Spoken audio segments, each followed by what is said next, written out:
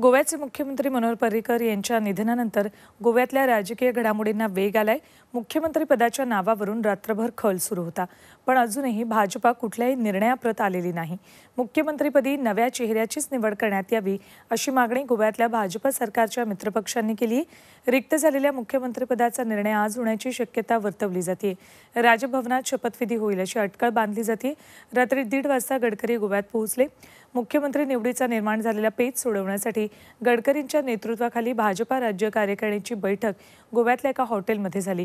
यात गोवा फॉरवर्ड पार्टीचे अध्यक्ष विजय सरदेसाई, आमदार विनोद पालयेकर, जयेश साळगावकर यांच्यासह 2 अपक्ष आमदार रोहन खवंटे आणि गोविंद गावडे उपस्थित होते। महाराष्ट्रवादी गोमांतक पक्षाचे सुधीर ढवळीकरही आपल्या 2 आमदारांसह गडकरींना भेटले। श्रीपाद नाईक आणि सुधीर ढवळीकर या दोघांची नावं मुख्यमंत्रीपदासाठी चर्चेत आहेत, तर मायकल लोबो देखील मुख्यमंत्रीपदासाठी इच्छुक असल्याचे समजते।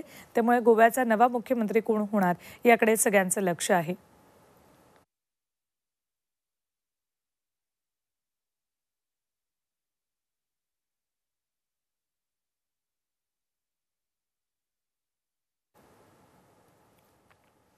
आपल्यासोबत आमचे प्रतिनिधी विकास गावकर आहेत। आपण त्यांच्याकडून सध्या काय नेमक्या या बैठकांमध्ये चर्चा सुरू आहेत हे जाणून घेऊयात। विकास, मनोहर पर्रीकरांनी खरं तर गोव्याला स्थिर सरकार दिलं होतं, तसा नेता मुख्यमंत्रीपदी असावा असाच विचार आता या बैठकांमध्ये सुरू असेल।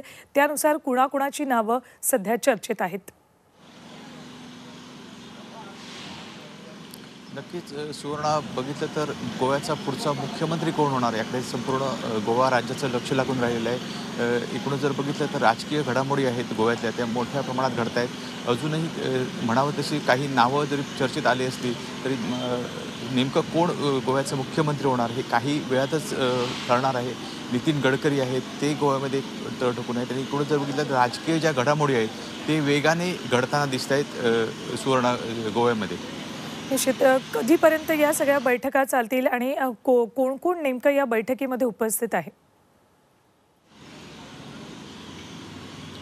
जर एकूणच बघितलं तर या बैठकीमध्ये नितीन गडकरी हे स्वतः उपस्थित राहणार आहे, त्याचबरोबर इथले जे स्थानिक पक्ष आहेत ते उपस्थित राहणार आहेत। तर एकूणच जर बघितलं तर या घडामोडी घडत असताना आता मी आहे भाजपच्या गोव्यातील कार्यालयाजवळ आणि इथे थोड्याच वेळात मनोहर पर्रीकर यांचं पार्थिव आहे ते आणलं जाणार आहे। आणि गोव्यामध्ये जर बघितलं तर मनोहर पर्रीकर यांच्याबद्दल मोठी एकूणच जर बघितलं लोकांमध्ये पण एक प्रेम आहे त्यांच्याबद्दल, आणि त्यांचं पार्थिव पाहण्यासाठी इथे लोक येतील। आणि 9:30 वाजता जर बघितलं तर सुवर्णा इथे पार्थिव आहे ते येणार आहे, आणि त्यानंतर ते पार्थिव इथून इथलं गोव्याचं एक कला निकेतन आहे तिथे नेण्यात येणार आहे। आणि तिथे ते 10:30 वाजल्यापासून 4 वाजेपर्यंत अंत्यदर्शनासाठी ठेवण्यात येणार आहे। जर बघितलं तर राजकीय घडामोडी घडत आहेत तुम्ही म्हटलं त्याप्रमाणे, पण आता जो सगळ्यांचं लक्ष आहे ते त्यांचं पार्थिव इथे येणार आहे। आणि एकूणच जर बघितलं तर त्या बाजूला राजकीय घडामोडीसुद्धा घडताना दिसतात। गोव्याचा मुख्यमंत्री कोण, मनोहर पर्रीकर यांच्यानंतर गोव्याचा मुख्यमंत्री कोण होणार याकडे संपूर्ण गोवा राज्याचं लक्ष लागून राहिलेलं आहे। गोवा राज्यामध्ये आज 2 घडामोडी घडत आहेत। मुख्यमंत्री कोण होणार याकडे जसं लक्ष आहे तसंच आता मनोहर पर्रीकर यांचं पार्थिव आहे ते या ठिकाणी येणार आहे। आणि मोठ्या प्रमाणात ते राजकीय नेते आहेत, महाराष्ट्रातले मंत्री असतील, त्याचबरोबर इतर राज्यातले जे मंत्री असणार आहेत ते येणार आहेत, राजकीय नेते मोठ्या प्रमाणात येणार आहेत। त्यामुळे आता जर बघितलं तर सकाळच्या ज्या घडामोडी घडत आहेत त्या पार्थिव इथे येणार आहेत। त्यामुळे मोठ्या प्रमाणात इथे गोव्यात बंदोबस्त ठेवण्यात आलेला आहे। आणि या ठिकाणी थोड्याच वेळात म्हणजे 9:30 वाजता मनोहर पर्रीकर यांचं पार्थिव सुवर्ण इथे आणलं जाणार आहे। निश्चित विकास, पार्थिव थोड्या वेळात येते, त्याबद्दल काय काय माहिती? इथे 9:30 वाजता जे पार्थिव आहे ते इथे मी आता आहे ते भाजपचं गोव्यातील पणजीमधील कार्यालय आहे। आणि या ठिकाणी थोड्याच वेळात पार्थिव आणलं जाणार आहे, आणि त्याच्यानंतर ते इथून 1 तासानंतर गोव्यातील कला अकादमी आहे या ठिकाणी ते नेण्यात येणार आहे। आणि त्या ठिकाणी जवळजवळ 10:30 नंतर 4 वाजेपर्यंत अंतिम दर्शनासाठी ठेवण्यात येणार आहे।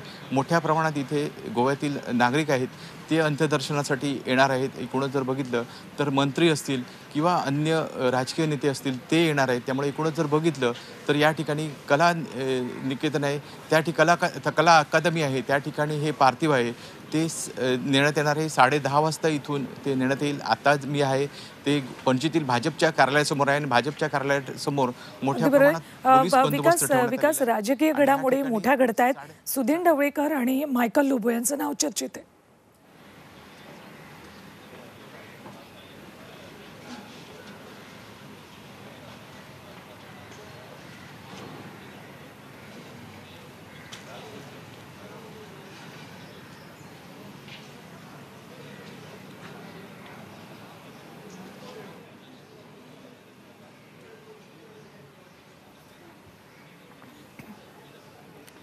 विकास, सुदीन ढवळीकर आणि मायकल लोबो यांचं नाव चर्चेत असल्याचं कळतंय मुख्यमंत्रीपदासाठी.